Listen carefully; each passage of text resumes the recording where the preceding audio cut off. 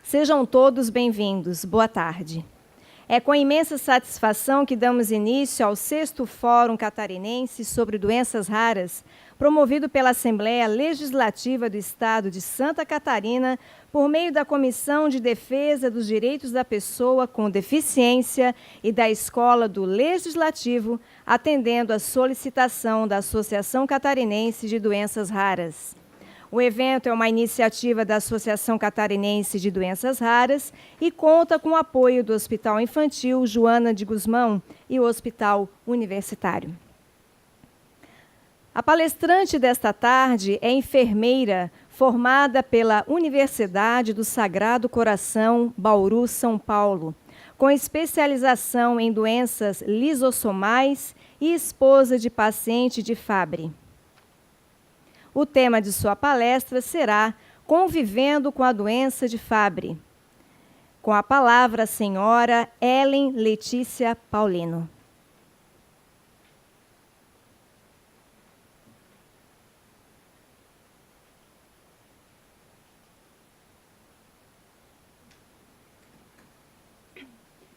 Boa tarde a todos. Eu estou aqui quando a Margarete me convidou para vir dar essa palestra. Eu fiquei pensando num tema. Assim, ano passado, a Margarete ela foi uma pessoa muito importante na minha vida, porque o ano passado a gente fechou o diagnóstico do meu marido, depois de muitos anos. Eu vou falar um pouquinho, vocês vão ver que às vezes a gente leva 10 anos para poder fechar o diagnóstico de uma doença rara. E o ano passado a gente conseguiu fechar esse diagnóstico e a Margarete ela foi assim maravilhosa num momento bem difícil da minha vida, pois todo mundo sabe que a expectativa de vida de um paciente com doença rara, no caso de doença de Fabry, são de 3 a 4 décadas, né? E é a pessoa que eu mais amo na vida, é a pessoa que eu escolhi para morrer do meu lado, né? É a pessoa que eu escolhi para ter filhos. Nunca entendi por que Deus me deu 2 filhos homens. Depois eu percebi que eu não era muito mulherzinha e que seria difícil ter uma menina arrumadinha. É difícil eu me arrumar, sabe? Tem dia que eu brigo com o guarda-roupa e coloco a primeira roupa que cai.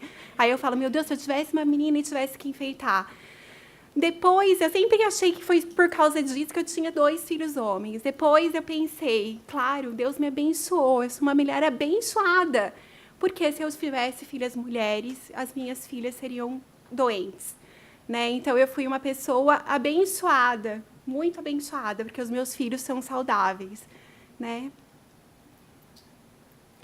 O Dudu, desde o ano passado, não está mais conosco, né? Mas ele deixou ali uma sementinha nos nossos corações, né?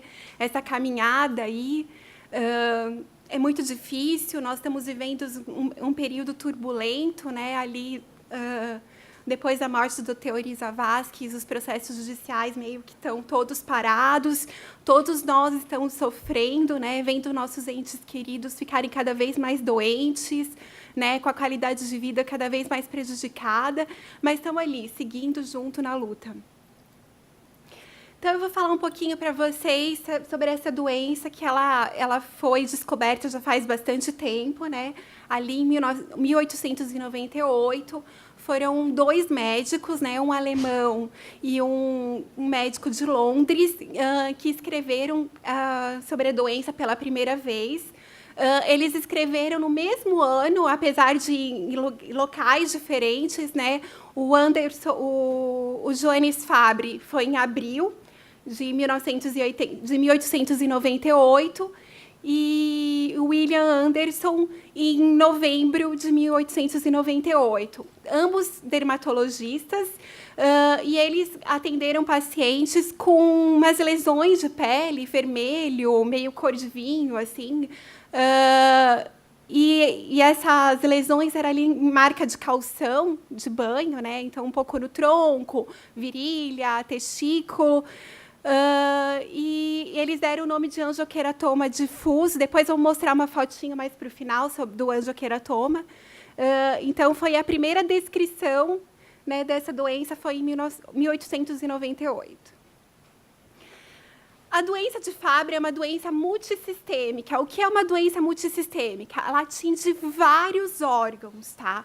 E assim, e aí começa a luta do paciente para descobrir o diagnóstico. Por quê? tu não sabe para onde correr. Tu vai no nefro, tu vai no oftalmo, tu vai no dermato, tu vai no neurologista, no cardiologista, no reumatologista, e até o diagnóstico correto, a gente teve cerca de uns 10 diagnósticos.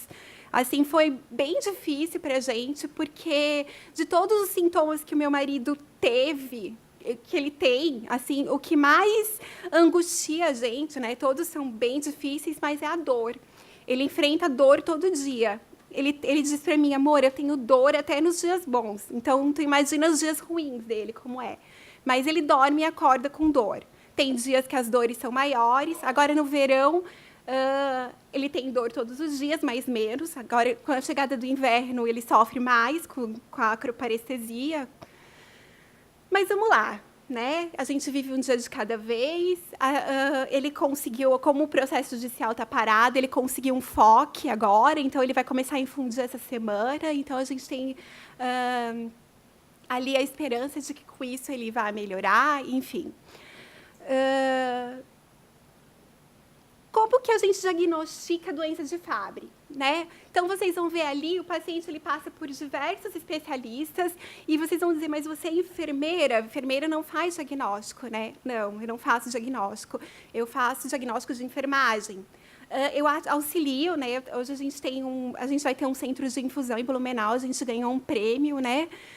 Em Blumenau, e a gente vai ter, até a Margarete vai nos visitar logo, logo, né? A gente vai ter um centro de infusão lá na Renal Vida de Blumenau, a gente vai ser o primeiro centro de infusão. O meu marido foi o paciente número 1 de Blumenau, hoje nós temos 58 pacientes, né?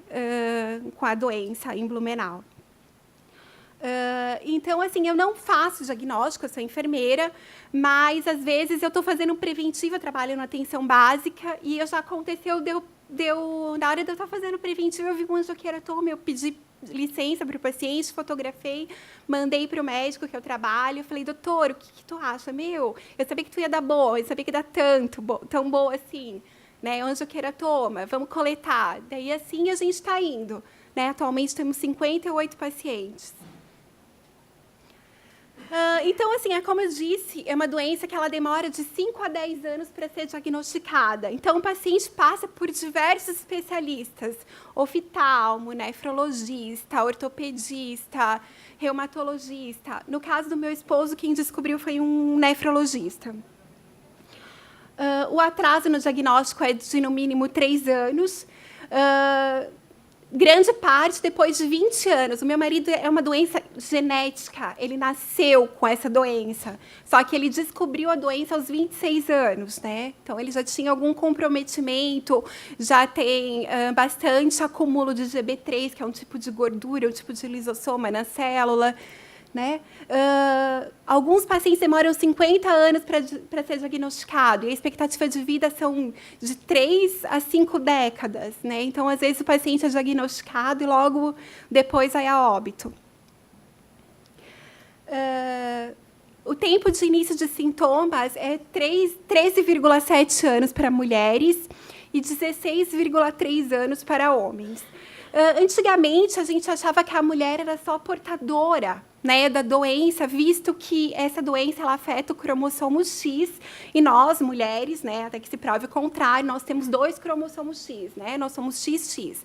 Então, a gente pensava que tinha um cromossomo X afetado pela doença de Fabry e que o outro cromossomo X, porque no exame da mulher, a quantidade de enzima sempre está boa, né?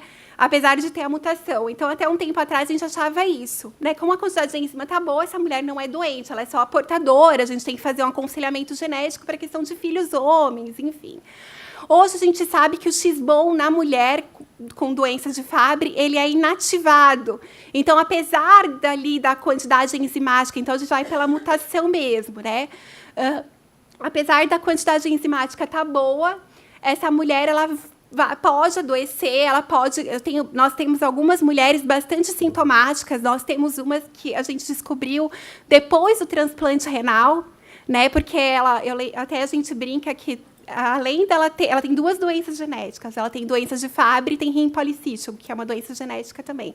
E ela fez um transplante renal e a gente fez um screening na clínica de todos os transplantados e o exame dela veio positivo para a doença de Fabry. Graças a Deus a gente descobriu, né? Porque agora não vai ter risco dela perder o rim transplantado, né? Porque a gente descobriu e, enfim, já vai entrar com pedido de tratamento.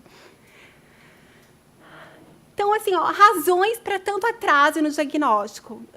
Infelizmente, gente, em alguns países, nos Estados Unidos, em alguns países da Europa, é feito screening neonatal, é feito no teste do pezinho.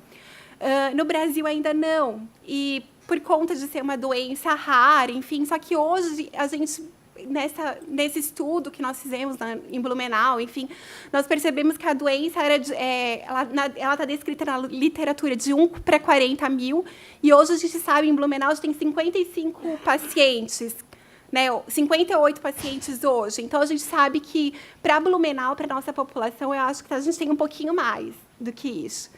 Né? Então, na verdade, essa doença, ela não é, talvez ela não seja tão rara assim, apesar de a doença lisossomal. Nós temos 45 doenças lisossomais catalogadas e a doença de Fabry é a segunda, né, com maior incidência. Mas hoje a gente acha que tem muito mais pacientes acometidos dessa doença. Então, razões para o atraso no diagnóstico. Falta de conhecimento da doença. Muitos médicos, né, pasmem, nunca ouviram falar. Eu até começar a estudar doenças lisossomais, eu também nunca tinha ouvido falar. Diversidade e não especificidade dos sinais e sintomas. Como é uma doença multissistêmica, então o paciente tem insuficiência renal, aumento de proteína, córnea versilátea, angioqueratoma, dor crônica. Então, assim, cada especialista que o paciente vai, diagnostica uma coisa. Ele vai no reumatologista, o reumatologista pede lá todos os fãs da vida, pede vários exames, e aí o fã vem bom, o que ele tem? Né? Uma doença que o paciente quase morre de dor, aí, que toma antidepressivo. Quem lembra aí na reumatologia? Fibromialgia. Né? Então, primeiro diagnóstico errado do meu marido, ele tinha fibromialgia. Né? Daí ele tinha muita dor no calcanhar, foi no ortopedista, o ortopedista pediu para usar um sapato especial. Outro diagnóstico errado. Né? Foi no neurologista, porque ele teve umas crises de ausência. Na verdade, depois a gente viu que era um AVC transitório, né? Porque o paciente com doença de Fabry, ele também tem manifestações cerebrovasculares, visto que aonde a célula está cheia de liso-GB3, que é aquela gordura, ela vai ser afetada. Então, onde tiver esse acúmulo, ele vai ser afetado. Existem evidências de maiores benefícios quando o tratamento é iniciado precocemente. A gente não trata criança. Então, não pense vocês que eu vou descobrir no bebezinho e vou tratar. Não, a gente tem todo um critério, né? A gente trata acima dos 16 anos, tem que ter sintomas, né? Mulher, a gente só trata se é sintomática, porque a gente tem a questão do X, da questão da produção enzimática. Então, a mulher ela tem que ter alguma alteração no coração, alguma alteração cerebrovascular para a gente poder iniciar o tratamento. Então, como eu disse antes, é uma doença hereditária, né? O cromossomo X é afetado. Então, uma mulher, ela é portadora, ela tem a doença de Fabry, ela pode ter 50% dos filhos homens e 50% das filhas mulheres que podem ser doentes. O homem 100% de todas as filhas mulheres serão doentes, tá? Os filhos homens serão saudáveis e as filhas mulheres serão doentes. Então, é uma doença gênica, né? Ali tem uma fotinha de um DNA.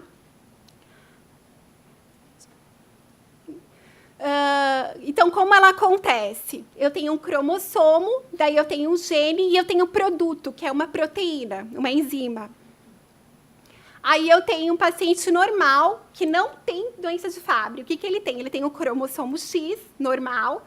Ele tem o gene GLA, né?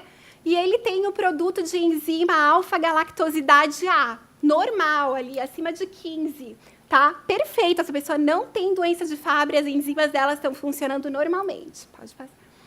Aí, depois, eu tenho um paciente que é portador de doença de Fabry. Ele tem um cromossomo de X, ele tem uma mutação no gene GLA nesse cromossomo X, e ele tem uma deficiência na atividade da enzima alfa-galactosidase A.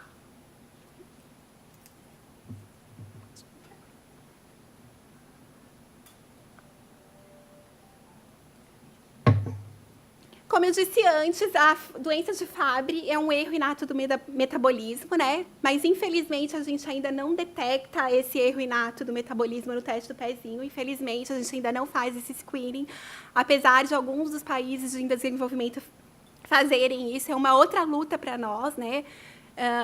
Que pudesse ser detectado isso no exame do pezinho. Talvez a gente não visse os nossos entes queridos partindo tão cedo, mas, enfim, é um sonho, uma utopia, né? E nós vamos lá, que nós temos bastante fibra e vamos lutar bastante. Então, aqui eu tenho a deficiência de alfa-galactosidase A, que causa doença de Fabry, né? Eu tenho ali um cromossomo X, ali o primeiro par de cromossomos é uma mulher, né, que é XX, aí eu tenho ali um cromossomo X. Eu tenho um cromossomo X aqui afetado, né? E o outro cromossomo X, ó, do lado. E o outro cromossomo X do lado que está normal. Só que o que acontece? Hoje a gente sabe que esse cromossomo X, que era para ser normal, em algumas mulheres ele é inativado. Então, essas mulheres elas podem adoecer. Aí, do lado, eu tenho um homem, né, que tem o cromossomo X afetado. E aí, do lado, ele tem o cromossomo Y. Então, ele não tem produção de enzima ou tem muito pouca enzima, porque ele só tem um cromossomo X. Por isso que o homem acaba sofrendo mais. Então, ele tem a diminuição da atividade da alfa-galactosidase A, que é a enzima que degrada o liso-GB3, que são esses lisossomos, né, que são essas gorduras que, em excesso, ela faz mal para a célula. Esse acúmulo de GB3 e de liso-GB3 faz com que a gente tenha uma fisiopatologia multissistêmica, ou seja, que o paciente tenha várias lesões em vários órgãos. Então, a atividade de enzima nas mulheres, eu já falei isso várias vezes, então, geralmente, a mulher ela tem um cromossomo X alterado e o outro, que era para ser normal, às vezes ele é inativado, então ela vem a ter sintomas. Um problema que a gente tem com a doença de Fabry, que é assim, a mucopolissacaridose, que é uma outra doença lisossomal que eu trabalho. O paciente ele tem um fenótipo, né? Então, às vezes, tu vê no rostinho dele que ele tem alguma alteração. Na doença de Fabry, hoje, acho que é por eu conviver tão perto de hoje eu acho que ele tem um fenótipo. Mas, assim, é eu que acho, porque eu acho que eu estou convivendo, eu estou com uma amostra meio viciada, meio contaminada, a minha amostra. Mas, enfim, hoje eu consegui enxergar um fenótipo ali, mas geralmente o paciente de doença de Fabry ele não tem um fenótipo como na mucopolissacaridose, na síndrome de Down, também o que prejudica bastante o diagnóstico. A mulher pode não manifestar o fenótipo, né? Ou ela pode. Pode passar. Sintomas precoces. Dor, então dor a vida toda. E assim, ó, quando essa dor começa a ficar difícil, na época do estirão, tá? Então, assim, esses dias eu fui atender um paciente, né, que os médicos me ligaram, ele tem uma suspeita, eu fui atender e o menino tinha 12 anos, ele, nossa, bem emagrecido, enfim, já com um déficit no crescimento. E, assim, a primeira coisa que ele me falou, tia, eu tenho dor todos os dias. Aquilo me afetou de uma forma, porque eu escutei isso a minha vida inteira. Todo o meu casamento eu escutei, eu tenho dor todos os dias. E aquilo, meu olho, eu tive que me controlar ali naquele atendimento para não chorar, assim. Enfim. Então, sintomas de transtorno gastrointestinal. Então, o paciente pode ter diarreia. Eu até brinco com o João. Ele acaba de comer, ele vai no banheiro e ele evacua. É óbvio que ninguém engorda, né? Coitado. O bicho é pele e osso, bem emagrecido. Porque ele come e faz cocô, né? Porque ele tem o peristaltismo bem acelerado. hipoidrose. Então, assim, ó, uma coisa que eu sempre achei que meu marido era chato e antissocial, porque eu amo praia, adoro praia. E ele odeia praia. E assim, ele odeia, odeia, odeia. E ele tem pavor, e a gente vai pra praia, a gente tem casa na praia, e ele fica dentro de casa. Ele fala, amor, vai você com o Lourenço, eu fico com o Cadu em casa. Até quando o Cadu era bebezinho, ele sempre preferia ficar em casa. E depois eu percebi, é óbvio, ele tem intolerância ao calor e ao frio. Ele não suporta oscilações de temperatura. Então, para ele, a praia é horrível. Eu digo assim, ó, descobrir o diagnóstico dele salvou o nosso casamento. Né? Porque, assim, eu descobri um monte de coisas que nos salvou. Prejuízo da qualidade de vida. Uma pessoa que tem dor todos os dias não é uma pessoa sorridente, né? Então, ele é meio carrancudinho mesmo, sabe? Mas isso é bem comum nos portadores de doenças de Fabry. Todo mundo diz que o portador de doenças de Fabry é meio chatinho. Mas não é pobrezinho que eles são chatos. Imagina você com dor todo dia, né? Falência de órgãos, envolvimento tecidual, depósitos de GB3 e as complicações tardias, insuficiência renal, cardiovascular, sistema nervoso central e óbito. Tempo de vida, 3 ou 4 décadas. História natural da doença de Fabry em homens. A dor no homem ela tem um início mais precoce, como eu disse antes, ali na época do estirão. Então, o paciente tem muita dor, muita dor. E daí a mãe leva no pediatra aquele menino com dor. E o pediatra diz, mãe, fica bem tranquila, essa criança não tem nada, é só dor do crescimento, pode ir embora. Tá? Então, a minha sogra ouviu a vida toda que o pobrezinho do meu marido só tinha dor do crescimento. Tá? E as mulheres, né, elas acabam tendo as dores mais tarde, ali com cerca de 25, 30 anos. Elas não sofrem tanto ali na época do estirão, talvez porque a mulher talvez cresça menos, né, tem a estatura menor um pouco, enfim. E também porque a mulher ela produz um pouco mais de enzima, né, por conta de T2X. Neuropatia periférica. Então, o paciente ele tem uma dor que hoje a gente chama de dor neuropática. Né? Então, ele é uma acroparestesia. Ele tem uma sensação de formigamento nos pés e nas mãos. Não sei se alguém aqui assiste House. Alguém já assistiu, né? Eu lembro que teve um dos episódios de House que falou sobre doenças de Fabry, né? E daí mostrou o paciente lá com as mãos e os pés pegando fogo. Né? E realmente é isso, é uma dor que ele parece que você está com as mãos e os pés em chama. Então, imagina, a dor da queimadura dizem que é a pior dor do mundo. Então, eu imagino a dor de doença de Fabry. Então, essa dor é causada por lesões das fibras nervosas finas. Então, é uma dor crônica, o paciente tem dor todo dia. A dor neuropática é um dos sintomas mais prevalentes de Fabry. Crise de dor ou crise de Fabry, então os pacientes eles têm muita crise de dor, o homem mais que as mulheres, mas eu disse para vocês que eu tenho algumas mulheres que elas são bem sintomáticas, tá? Por incrível que pareça, eu fui fazer uma screening numa clínica em Timbó e eu estava conversando para coletar de todos os pacientes, porque como é uma doença que ela paciente renal crônico ele tem, então eu fui fazer esse screening que todos os pacientes que faziam hemodiálise nessa clínica, e uma das funcionárias da clínica, ela tinha essa dor. E na hora que eu falei um pouquinho sobre a doença para os funcionários, que antes de fazer o screening a gente explica para os funcionários sobre a doença, e ela me disse, eu tenho exatamente essa dor. E daí eu peguei e conversei com o Dr. Ian, que é o médico nefrologista da clínica, se podia coletar dela, enfim, né? Daí ele falou, não, Ellen, coleta, tu tem o kit, coleta. Daí eu coletei dela. E por incrível que pareça, nessa clínica, no screening, eu tive 3 pacientes positivos. 2 pacientes que faziam hemodiálise e uma funcionária da clínica que tinha acroparestesia, que tinha dor crônica, que também sofria de dor a vida toda. E também nunca teve um diagnóstico fechado. Sempre ela foi, ou ela era mentirosa, ou ela tinha fibromialgia, sempre também vários diagnósticos errados. E ela é uma técnica de enfermagem que trabalha numa clínica de hemodiálise. Dor versus qualidade de vida. Dor interfere com atividades diárias do paciente, portanto, apresenta um impacto significante na qualidade de vida do indivíduo. Alterações psiquiátricas. Lembra que eu falei que o paciente é chatinho de Fabry? É meio antissocial? Então, imagina, gente, ele tem transtorno psiquiátrico, sim. Por quê? Ele tem dor todo dia. No dia bom, ele tem dor. No dia ruim, ele tem muita dor. Então, é óbvio que esse paciente ele não vai conseguir sorrir o tempo todo para todo mundo, né?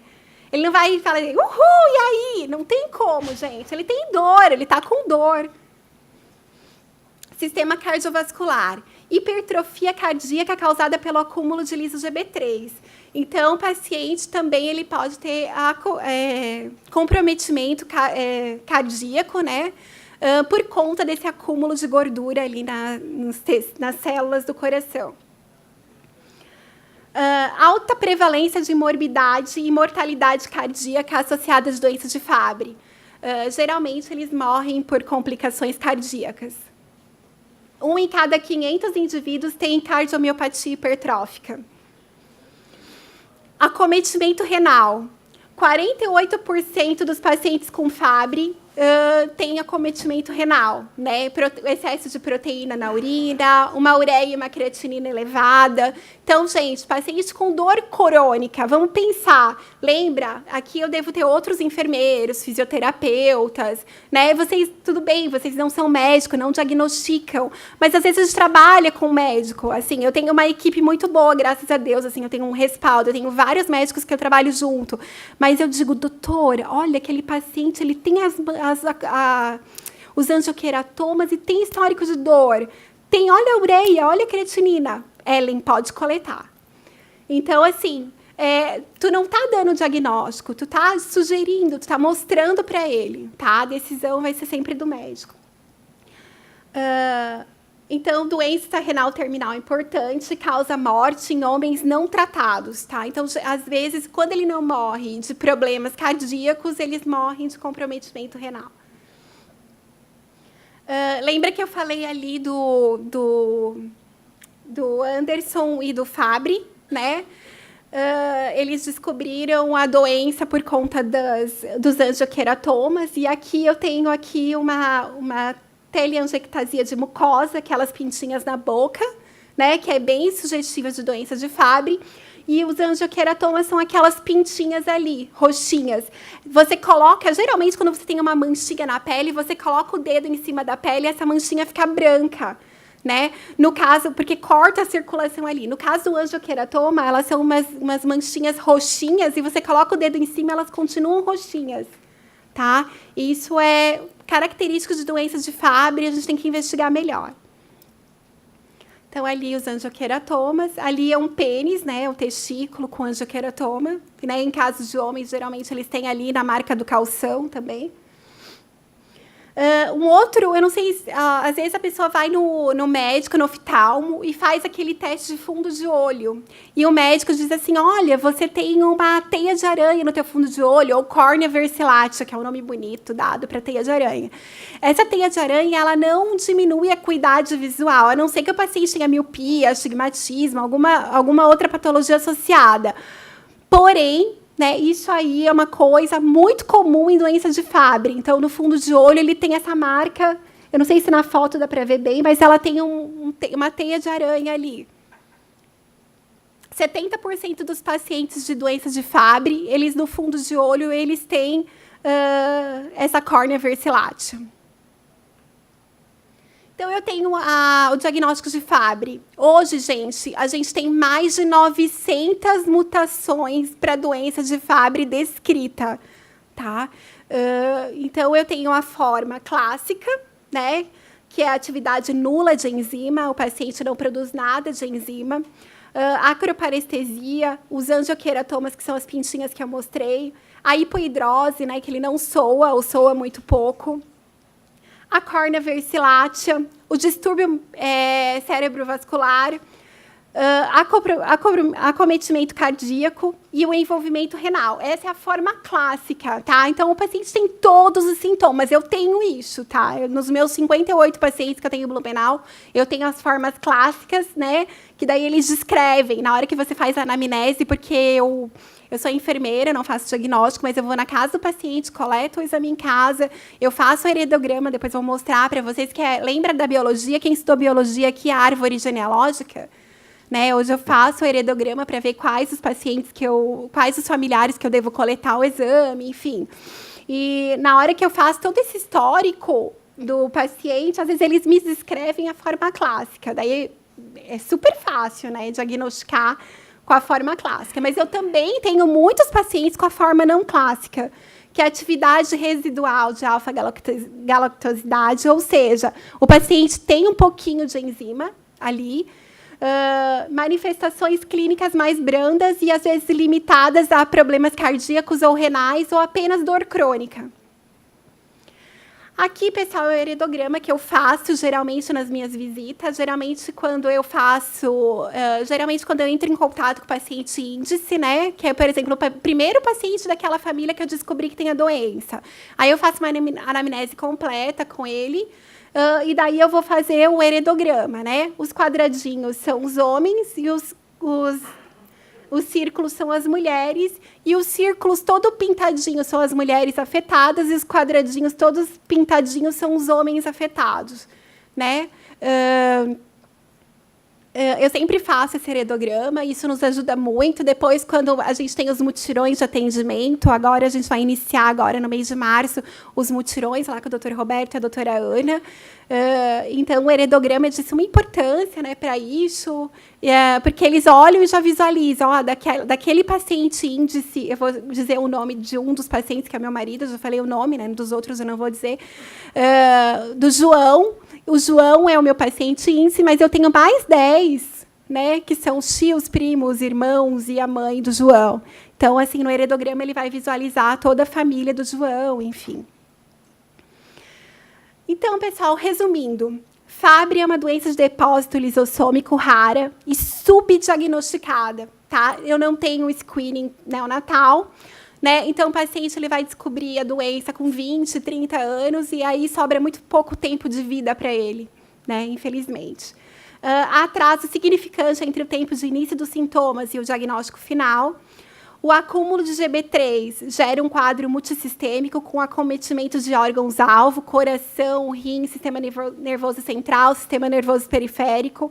O diagnóstico é feito com base em dados clínicos, exames laboratoriais de atividade enzimática e pesquisa molecular da mutação. Como eu disse antes, essa mutação para GLA, eu tenho mais de 900 descritas, tá? Então, eu tenho patogênica, tenho benigna, tenho indeterminada. Então, eu tenho várias mutações. Então, além de conhecer doenças de Fabry, a gente tem que saber um pouquinho das 900 mutações. É bastante coisa para estudar, dá para ficar meio maluco, às vezes. Então, por se tratar de doença genética e com padrão de herança definido, é importante a construção do heredograma, visando a identificação de outros possíveis afetados na família. As mulheres, apesar de serem portadoras, frequentemente apresentam um quadro clínico. Então, antigamente, a gente tinha descrito na literatura que as mulheres eram portadoras sãs, tipo a hemofilia, né? Eu não sei, alguém aqui já teve alguém com hemofilia, porque a mulher ela é portadora sã de hemofilia, os filhos homens são afetados. No caso da doença de Fabry, hoje a gente sabe que a mulher ela também fica doente. Tá? Talvez ela pode até manifestar a forma não clássica, mas eu tenho algumas mulheres, nos nossos 58 pacientes lá de Blumenau, que têm a forma clássica. O tratamento, né? O tratamento, atualmente, nós temos 900 mutações. As alternativas de tratamento são as TRS, né? Que a gente tem 2 enzimas atualmente no mercado, que são americanas, né? Mas a gente tem liberação da Anvisa. E a gente tem hoje também uma outra que ainda a Anvisa não... a gente ainda não tem a certificação da Anvisa, mas nos Estados Unidos eles já utilizam, que são as chaperonas, mas que logo, logo eu acho que a gente vai ter ali a liberação das chaperonas pela Anvisa. A chaperona a gente só utiliza em algumas mutações onde o paciente ele produz um pouco de enzima, porque as chaperonas, a gente brinca que elas são a dama de companhia, ela se liga no pouquinho de enzima que o paciente tem e ajuda ela a funcionar direitinho, né? E assim, o bom da chaperona é que é um comprimido, o paciente toma um dia sim, um dia não. Porém, não são todas as mutações que são sensíveis à chaperona, né? Então, tudo tem que ver, né? Qual a mutação que o paciente tem, né? Algumas não são sensíveis à chaperona e tem que ser a TRE mesmo. A TRE são infusões. Nós temos 2 enzimas, uma que é com a enzima alfa-galactosidase e a outra que é com a beta. São de 2 laboratórios diferentes. Um é 40 minutos de infusão e o outro é de 2 a 4 horas a cada 15 dias. Tá? Hoje a gente teve um dia aqui que foi, assim, a gente usou esse plenário como um desabafo e eu não vou fazer diferente, né, porque dói na pele, né? Quando a gente tem um ente que a gente ama, que tem essa doença, a gente sente dor junto, né? Eu digo que eu não tenho a dor física que meu marido tem, mas eu tenho a dor no coração, eu tenho a dor na alma, né? Então, tu vê ali ele sofrer de dor e às vezes tu tá impotente, e às vezes eu brigo comigo mesmo de que adianta ser tão inteligente, eu estudar tanto, o que eu posso fazer? Eu não tenho 8 mil reais para comprar ampola, cada ampola 8 mil reais, ele vai usar 8 por mês, eu não tenho esse dinheiro, o que eu vou fazer? Então, tu se sente impotente, tu se sente mal. E eu também estou usando isso aqui para desabafar também, porque é um ano ali de sofrimento e, às vezes, eu engoli o choro, porque meu filho, o mais velho, fala para o mais novo, engole o choro, e eu sempre escutei o mais velho dizendo para o mais novo, quando ele faz birra, engole o choro, e agora a mãe faz um ano que está engolindo o choro, e se sair alguma lágrima, me desculpe, mas eu engoli o choro um ano. Então, hoje em dia, para conseguir a maioria dos medicamentos que garantem uma melhor qualidade de vida, as famílias de pacientes com doenças raras recorrem à justiça. E, infelizmente, nós temos a nossa amiga Lidia Goucher, que o Goucher foi a primeira doença lisossomal, que ela tem um protocolo do SUS, as outras doenças não têm. A Margarete, ela lutou muito para conseguir os medicamentos do Dudu e hoje ela ajuda gente como eu, gente como meu Joãozinho, que é meu marido que eu amo. E outros inúmeros João, ela ajuda. E eu queria aqui, sei lá, eu não sei para quem mais pedir, porque a mulher que poderia ajudar a gente já foi embora, né? Mas, enfim, eu acho que ela foi atacada o suficiente, né? Eu acho que ela... Eu espero que algo seja feito a esse respeito, né? E é bem complicado. Então, assim, ó, esse relato foi do meu paciente, né, do meu marido, do meu esposo, né? Foi o primeiro relato que eu escutei. E depois, hoje, eu tenho 58 outros relatos, que no próximo ano eu coloco 58 para vocês, ou mais, se surgirem. Mas esse foi o primeiro que eu vi. Saber o diagnóstico foi libertador para mim, pois agora minha dor tem um nome. Antes disso, fui a vários especialistas com acroparestesia e achavam que estava mentindo. JCL, 27 anos, que é João Carlos Linaltevi, que é meu marido, que eu amo, né, o pai dos meus filhos. E eu queria agradecer aqui a Margarete e dar um abraço nela.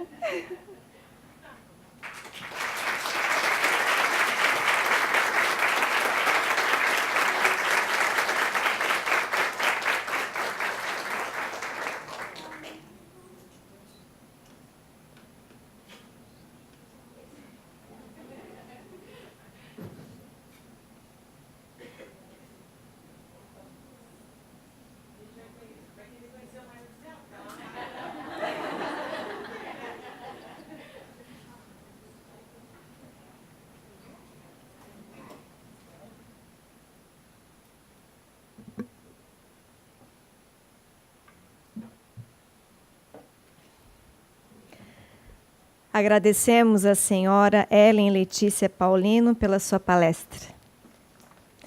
Neste momento, teremos a segunda palestrante desta tarde. Ela é fisioterapeuta, pós-graduada pela FEPAR, em hidrocinesioterapia e pela Faculdade Inspirar em Reabilitação Neurofuncional. O tema de sua palestra será a importância da fisioterapia nas doenças raras. Com a palavra, a senhora Patrícia de Sena Aing.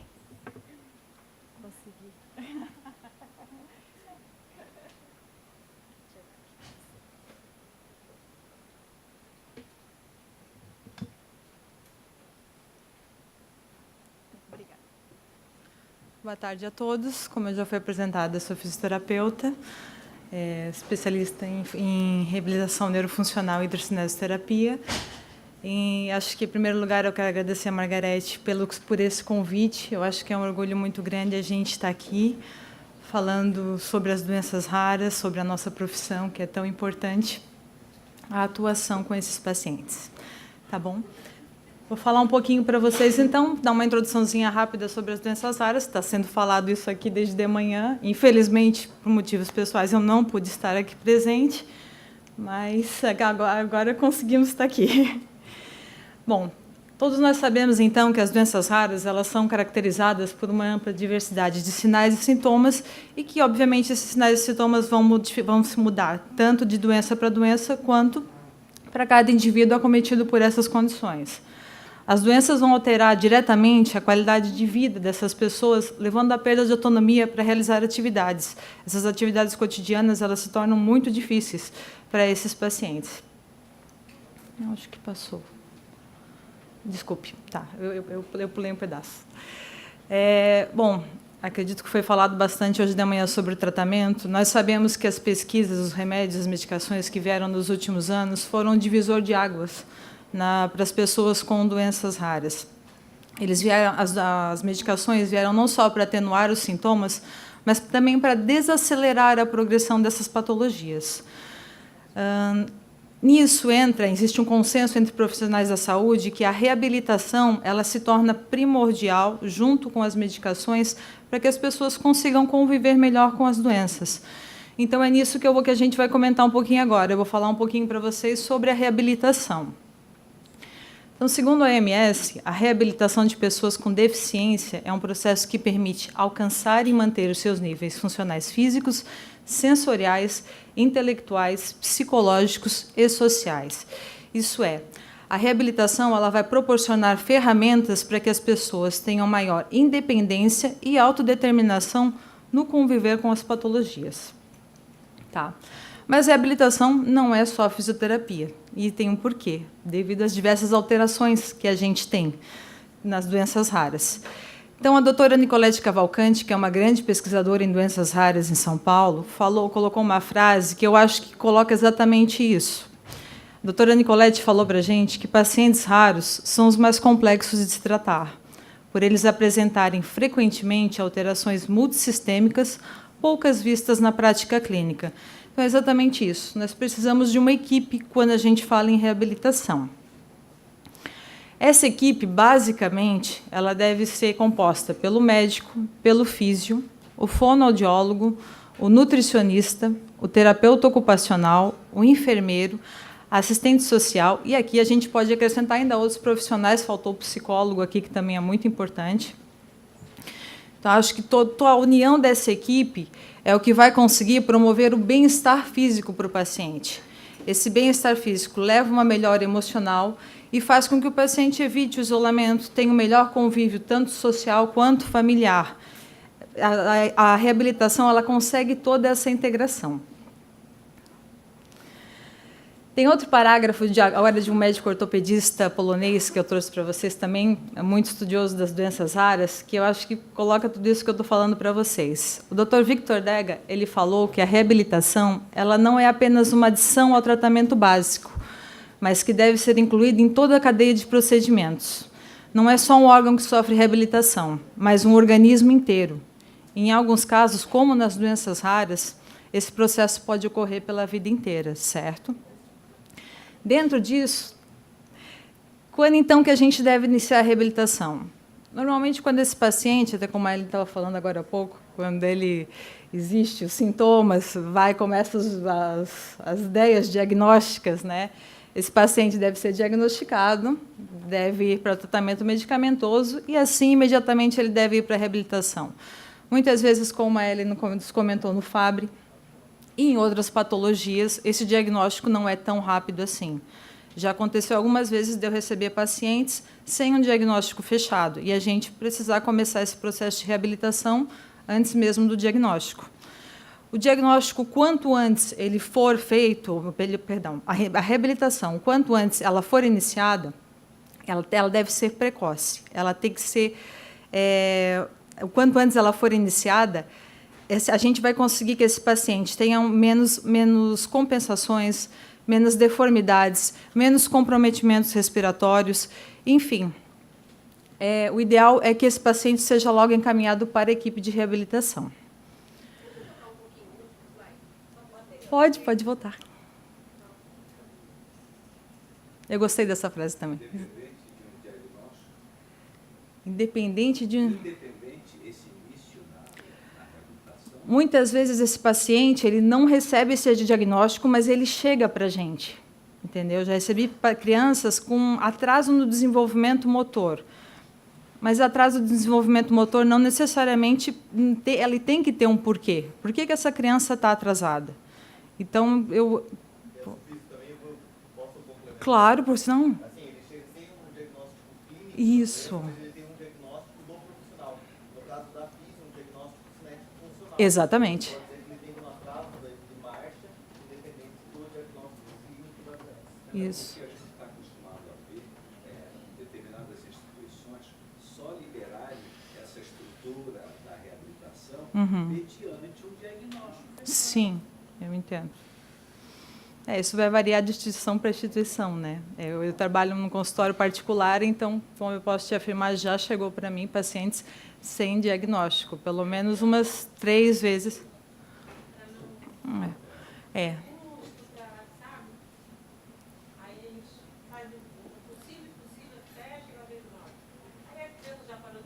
Isso, é bem isso mesmo. Bastante. Infelizmente, isso ainda acontece bastante. Então, não é incomum, né? Então, eu vou falar para vocês um pouquinho da fisioterapia. A fisioterapia, então, vai ser a área da saúde responsável por promover, desenvolver, manter e reabilitar as capacidades de mobilidade e funcionalidade das pessoas. No meu ver, o meu trabalho, a gente trabalha muito a atividade, a qualidade de vida. É isso que a gente está sempre buscando, sempre correndo atrás. E com muito amor, com muito prazer, acho que é isso que a gente busca fazer o tempo inteiro. Bom, vou falar um pouquinho sobre o nosso trabalho. Quando esse paciente chega para mim, eu preciso avaliá-lo. Cada avaliação, apesar da gente ver protocolos, anamneses, a gente sabe que isso existe bastante na literatura, mas cada avaliação ela tem que ser personalizada. Cada paciente tem necessidades específicas. Certo? Então, 2 coisas sempre foram muito importantes na minha avaliação. Eu preciso ver o que esse paciente faz e como ele faz. A partir dessas 2 questões, eu consigo fazer um planejamento de terapia muito melhor. Certo? Então, essas 2 questões fazem toda a diferença quando eu vou estabelecer os meus objetivos. Aqui eu trouxe para vocês 3 objetivos que, como a gente fala de doenças raras, a gente está falando de milhares de tipos de patologias, eu não poderia falar de uma só. Então, eu trouxe 3 objetivos bem amplos que vão atingir a maioria das patologias. No caso, quando a gente objetiva um tratamento, vão poder ser a reintegração de funções motoras, a melhora do condicionamento cardiorrespiratório, a prevenção de encurtamentos e deformidades, dependendo da característica de cada patologia. Isso está bem geral. Tá? Como eu falei, cada paciente ele é único. Tá? Então, os objetivos vão ser para aquele paciente após a avaliação. Bom, antes de eu começar a tratar esse paciente, eu acho muito importante que a gente sente com a família e conheça um pouco do dia a dia desse paciente. Sente com a família, com o cuidador ou com o responsável. Certo? Então, orientações que a gente vai poder trabalhar com a família. A princípio, a gente vai conversar com a família sobre a facilitação de atividades diárias.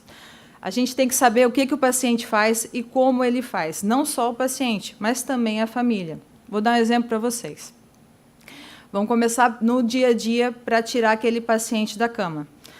A gente chega para os pais e pergunta: pai, como é que o paciente sai da cama? pego meu filho aqui e coloco na cadeira. Então, ali já começa essa orientação para os pais, sobre quem é pai, quem é mãe sabe, como todo dia essa sobrecarga existe, então a gente já começa orientando os pais sobre as posturas corretas para essas transferências no dia a dia. Quanto ao paciente, então o paciente diz, como é que eu faço para me levantar? Ah, eu levanto assim. Então a gente já vai mudar esse modo de levantar, dando essas orientações desde esse princípio. Atividades direcionadas a objetivos. Então, a gente sempre vai conversando com o paciente, a gente sempre vai dar um objetivo, um foco para ele. Ele tem que ter sempre um porquê de realizar as suas atividades diárias, que seja aquela primeira atividade do sentar na cama. Ele pode se sentar melhor na cama que não seja daquela forma que ele está acostumado a fazer. Então, a gente sempre vai buscar um porquê dele realizar essas atividades do dia a dia.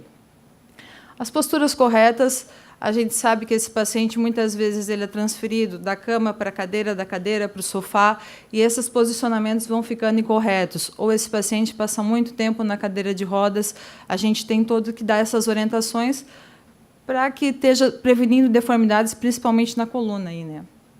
E a utilização de ordens e acessórios, quando necessário, ela também é dada nesse início, aí, junto toda a orientação à família. Bom, como eu não tinha, vou falar de tratamento agora, como eu não tinha como abranger todas as doenças raras, porque são muitas, eu optei por fazer duas coisas. Uma eu vou falar sobre a MPS, sobre a mucopolissacaridose, que foi uma doença com a qual eu convivi muito tempo. E outra eu vou trazer um estudo de caso de um paciente meu, que também tem uma doença rara, para mostrar para vocês como a fisioterapia, como é que a gente atua na patologia dele. Bom, a MPS, estou só um pouquinho ali. A MPS, acho que a grande maioria das pessoas sabem, é causada pela deficiência enzimática, certo? Acho que eu não vou entrar muito em detalhes, a gente vai ter uma palestra aqui depois, então eu vou mais colocar para vocês as alterações funcionais e estruturais no que a fisioterapia vai estar atuando. Tá? Então, normalmente, nos pacientes com mucopolissacaridose, a gente vai encontrar, aqui de forma geral, tá? Eu não estou falando do MPS tipo 1, tipo 2, tipo 3. Está de forma geral dentro de todos os tipos de MPS. Normalmente, a gente pode encontrar nos pacientes com MPS o atraso do desenvolvimento, alguns que, inclusive, têm perdas progressivas, rigidez articular, afecções cardiorrespiratórias, alterações osteoarticulares. Isso, principalmente, a gente encontra as deformidades na coluna e as displasias acetabulares, déficit de crescimento, deformidades ósseas, e a gente encontra bastante também aquela marcha caracterizada pela flexão do quadris, joelhos, e eles andam também nas pontas dos pés, isso é bem comum. Bom, então agora eu vou falar para vocês então dos nossos objetivos com o paciente com MPS e aquilo que a gente pode fazer por eles. O primeiro objetivo seria promover e auxiliar o desenvolvimento de etapas motoras. Para quem conhece os fisioterapeutas e quem conhece um pouquinho da fisioterapia aqui, sabe que a gente trabalha muito com o conceito Bobat. O conceito neuroevolutivo Bobat ele vai buscar a estimulação e a facilitação do desenvolvimento motor, certo? Nós vamos propor atividades que vai estar intervindo no sistema músculo-esquelético desse paciente, mas sempre buscando funcionalidade.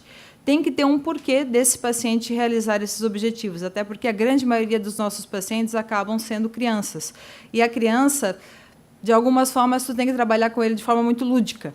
Não adianta pedir para ela repetir diversas vezes, que se torna mais difícil. Então, tu tem que fazer uma brincadeira, tem que entrar na brincadeira e ele tem que saber o porquê que ele está fazendo aquilo. Então, é mais ou menos isso que a gente faz com o Bobat. Ali na primeira imagem, a gente tem, no caso, uma criança que está trabalhando com o rolo ou feijão, como algumas pessoas conhecem, e a gente deu um objetivo para ela ali, que, no caso, seria ou misturar aqueles potes, ou buscar algo que está no fundo dos potes. Ao mesmo tempo, eu vou estar trabalhando ali o tronco desse paciente, eu vou estar trabalhando dissociações, eu vou estar trabalhando equilíbrio, e ele está brincando. Certo? Então, é muito isso que a gente utiliza dentro do Bobat.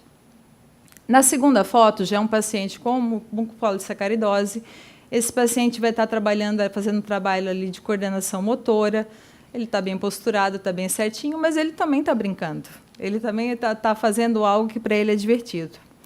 A terceira foto já acaba sendo um exemplo de um exercício de fortalecimento muscular junto com equilíbrio, porque o paciente, no caso, está em cima da bola.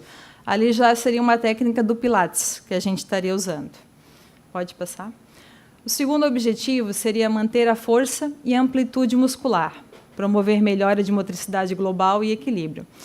Então, o que a gente tem que buscar para fazer todas essas coisas juntas? Atividades dinâmicas, como eu falei para vocês na questão do Bobat. Eu tenho que estar trabalhando muito a minha criatividade para essa criança chegar naquilo que eu quero.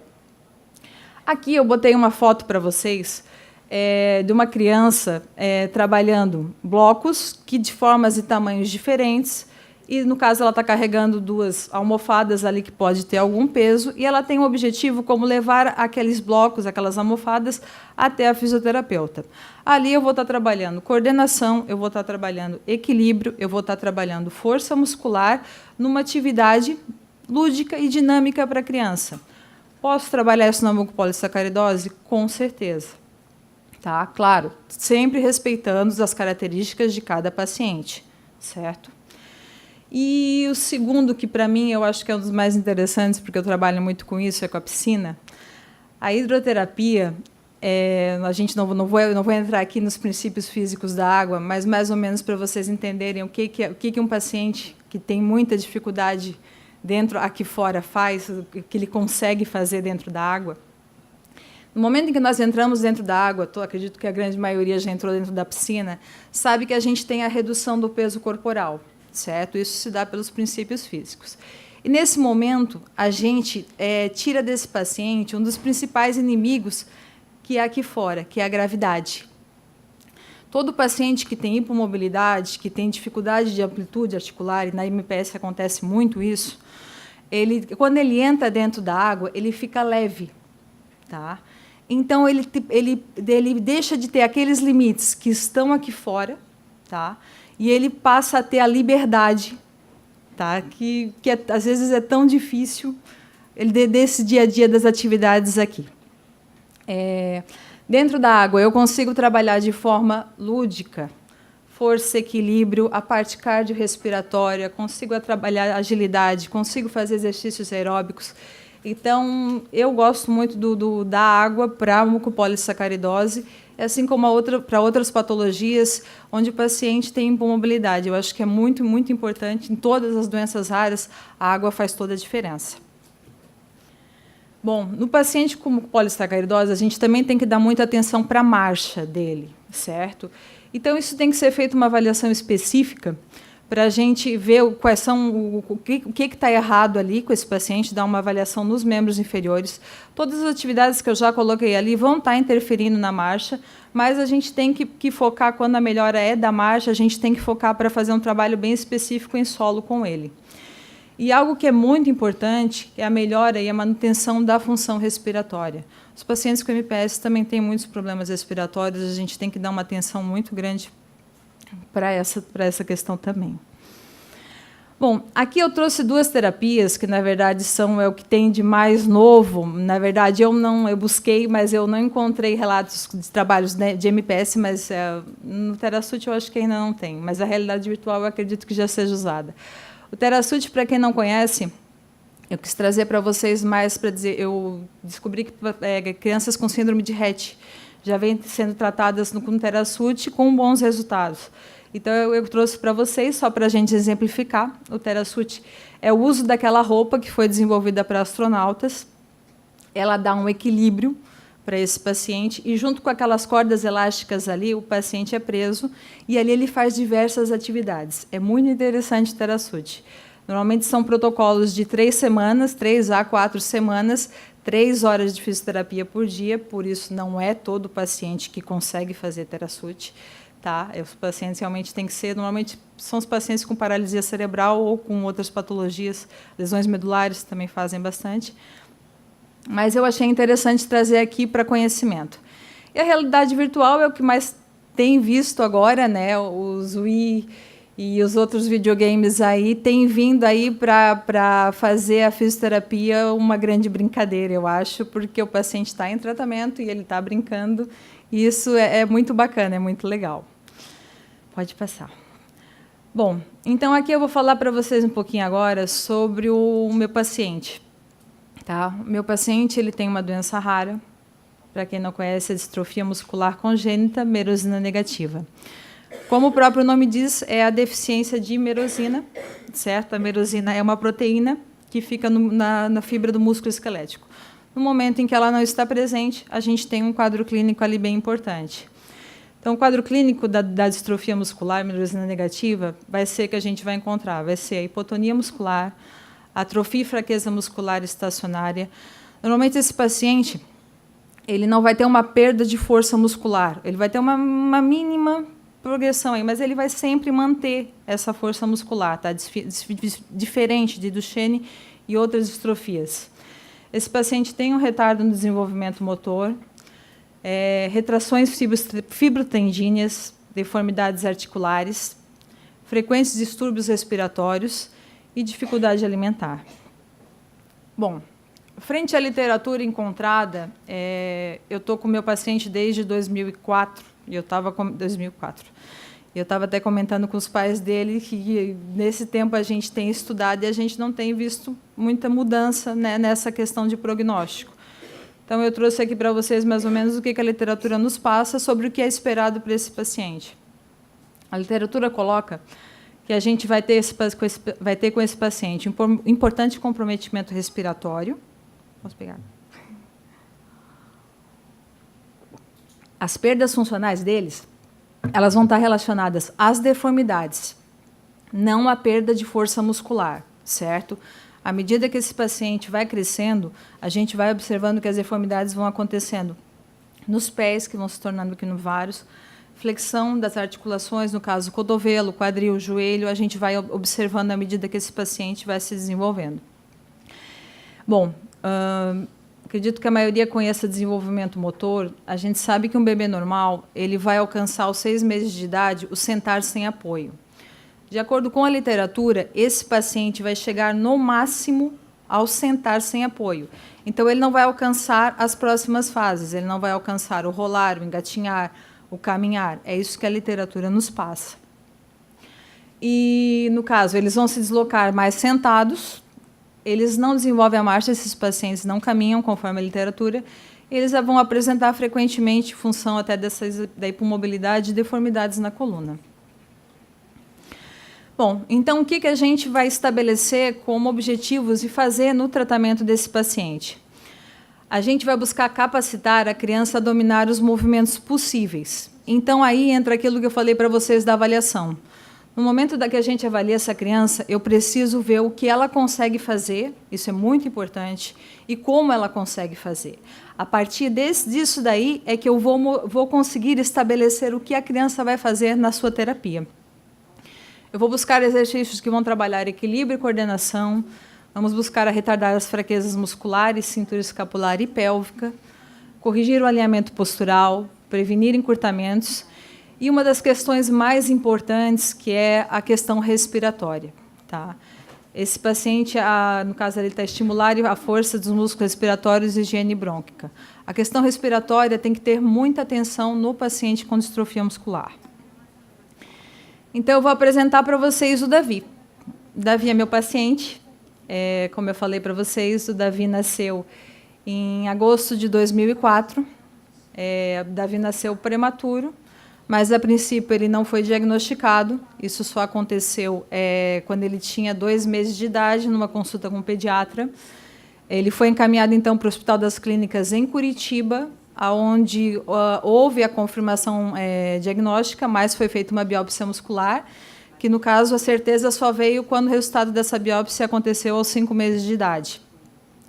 O Davi veio para Florianópolis, então, com 2, 3 meses, onde ele já começou a reabilitação dele. Então, com 3 meses de idade, o Davi já fazia fisioterapia respiratória. O Davi, desde os 3 meses, faz o método RTA, tá? Reeducação tóraco-abdominal. E isso faz toda a diferença na vida do Davi, certo? O Davi está com 14 anos hoje. Eu vou contar mais um pouquinho da história deles, mas só para falar para vocês da importância da fisioterapia respiratória. O Davi, nesses 14 anos, ele nunca teve ele nunca foi hospitalizado por patologia respiratória, tá? Nunca. Ele teve uma pneumonia, foi isso, Cristiano? Foi uma? O pai do Davi está aqui. Foi uma pneumonia que o Davi teve na vida inteira, mas realmente eu acho uma vitória muito grande um paciente com distrofia muscular passar a vida inteira, e isso, sim, é mérito do RTA. Tá?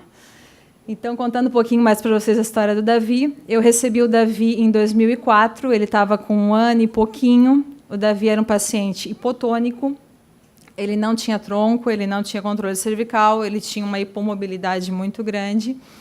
E o meu desafio era o que fazer com o Davi, né? E eu já trabalhava com piscina, e os pais do Davi me procuraram em função disso, por a gente colocar o Davi dentro da água. E assim a gente começou a descobrir o que o Davi ia conseguir dentro da água. A nossa piscina, a princípio, tinha 1,40 m, eu tinha uma mesa que era toda colorida, e o meu primeiro desafio foi a gente conseguir que o Davi se mexesse dentro da água. Então, eu colocava objetos, brinquedos, nas 4 pontas da mesa, e o Davi tinha que se deslocar na mesa buscando os brinquedos. E assim ele foi ganhando devagarinho.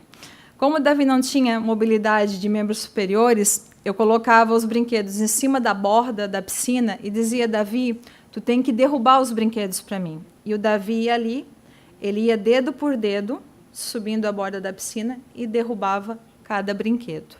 E assim a gente foi conquistando pouco a pouco a mobilidade do Davi. Um pouco mais, aqui ele tinha 3 aninhos nessa foto, mais ou menos, dá para ver que o pai dele ainda está ali ainda supervisionando o tronco, né? Hoje aquele ali já é a foto de 2 semanas atrás, tá? Já em outra piscina. O Davi, nesses 14 anos, ele fez uma única cirurgia, ele fez uma artrodese em setembro de 2016. Foi uma cirurgia de sucesso, apesar da gravidade, pelo quadro dele, pela falta de força muscular. O Davi passou 4 dias internados e foi para casa. Então, 1 mês depois, ele já estava de volta à piscina. Então, todas essas são as vitórias que a gente vai conseguindo com o tempo, né? Vou mostrar para vocês um pouquinho do que a gente faz com o Davi. Aqui, então, exemplos de exercícios, né? No caso, ali o Davi está no macarrão. Ali a gente vai trabalhar os membros inferiores, a gente vai trabalhar equilíbrio. Vou trabalhar tronco, dissociações de tronco. Aqui eu vou trabalhar muito a cervical. Aqui a gente tem que dar muita ênfase à cervical, principalmente depois da artrodese. A gente precisou trabalhar muito essa questão. Aqui eu consigo trabalhar os membros superiores também. Uma coisa muito importante que eu esqueci de falar para vocês. O Davi, eu não lembro exatamente a idade que ele tinha, mas o Davi caminhou. Então, como eu falei para vocês, o prognóstico da literatura diz para nós que o merosina negativa não vai vir a desenvolver a marcha.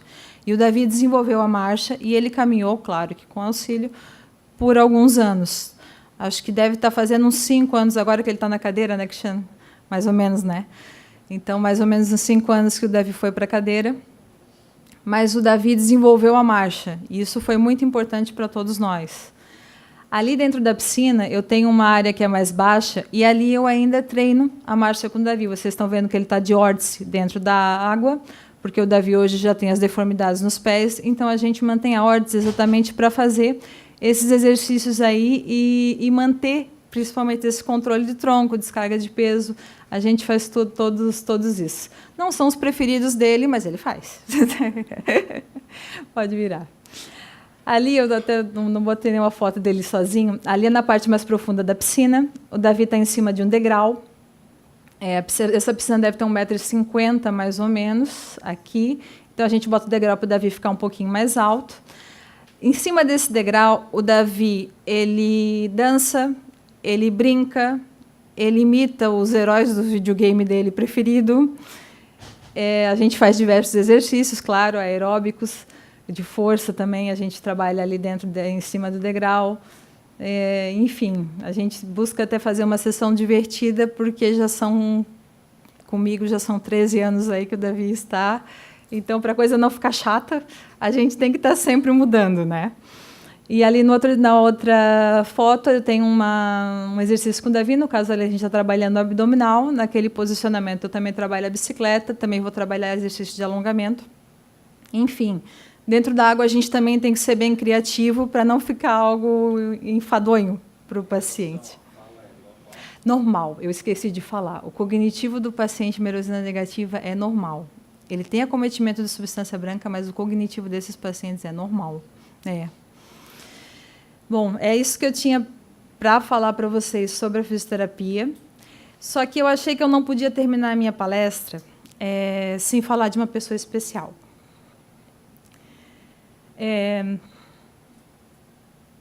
Durante muito tempo... só um pouquinho. Para quem não conhece, esse é o Dudu, Eduardo Carreirão. O Dudu tinha MPS-1. Quem não conhece a história dele, o Dudu foi o primeiro paciente brasileiro a realizar a terapia de reposição enzimática no Canadá, ainda na fase experimental, no começo dos anos 2000.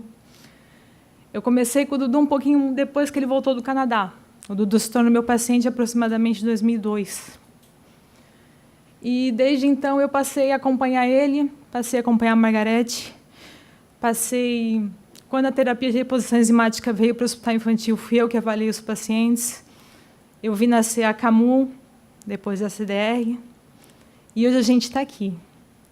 Então, acho que eu não podia deixar de falar um pouquinho e homenagear essa pessoa tão especial que foi o Eduardo.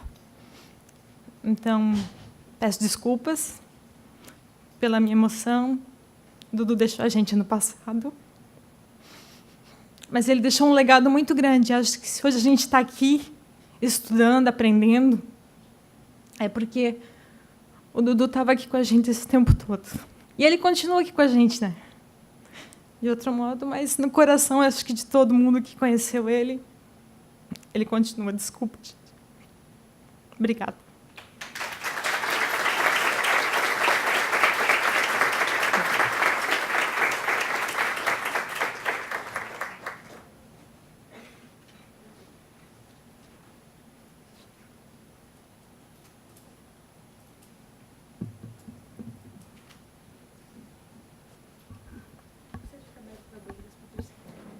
Se puder abrir para os questionamentos, nós temos mais um tempinho.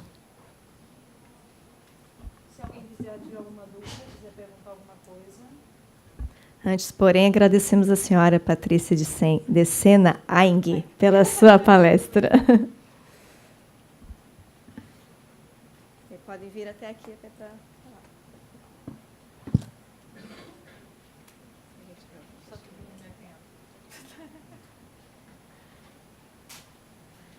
Nós estamos aguardando a próxima palestrante. Ela está chegando. Nós vamos dar um tempinho para passar a palavra para ela.